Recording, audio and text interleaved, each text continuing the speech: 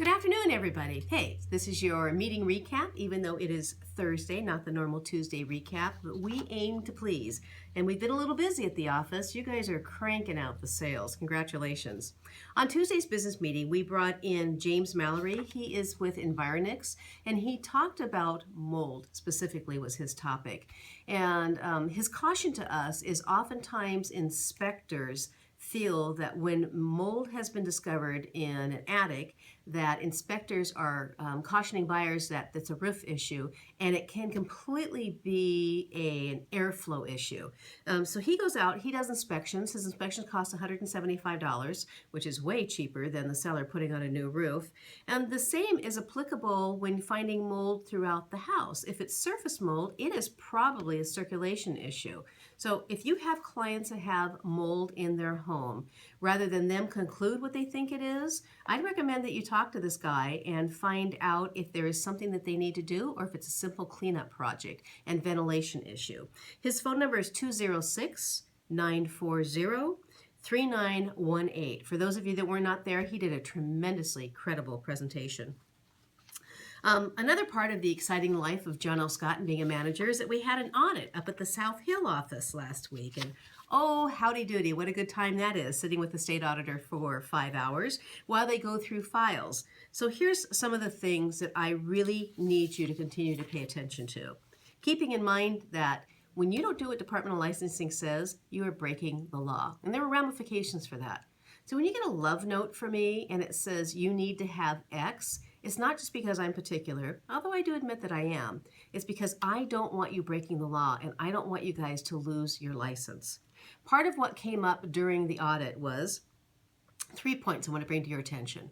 1, you must sign your purchase and sale agreements as you are licensed. So if, big if my name were Roberta, I could not sign contracts as Bobby unless I had a license issued to me that said Roberta, parentheses, Bobby, Patron Shipman.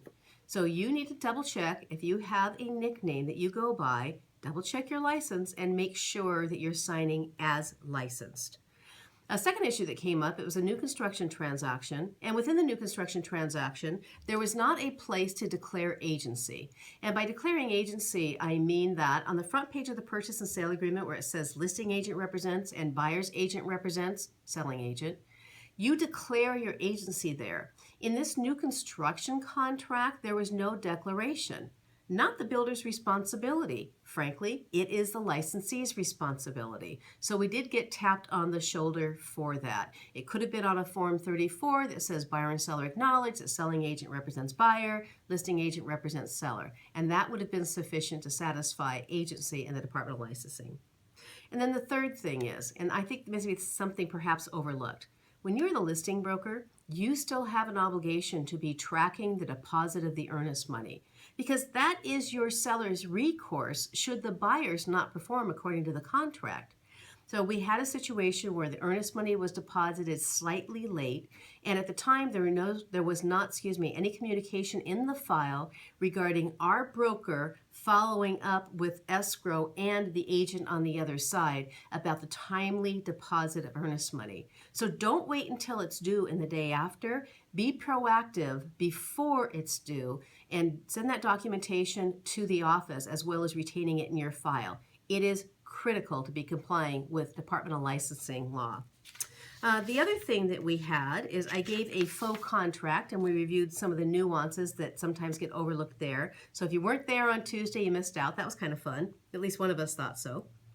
And then I have some 2015 statistics for you. Did you know that John L. Scott did $12 billion in sales volume in 2015? That was 36,800 plus transactions. And nationally, according to Real Trend Statistics, in 2015, John L. Scott was number 20 nationally, number 20 for number of transactions, number 13 for sales volume, and number 6 as the largest regional brand in the nation. That's very cool because we are not a huge company, but boy, do we make a huge impact. Totally awesome. I think last but not least, please join us this coming Friday. We have a superstar coming to our office to talk to us. Remember, Tech Thursdays? Well, this Friday's Tech Friday. Eric Scholl's going to be here to chat with us from 9 to 10. I hope you'll be able to join us. That's all I have for now. If there's anything that any of us can help you with, let us know. Have a good day.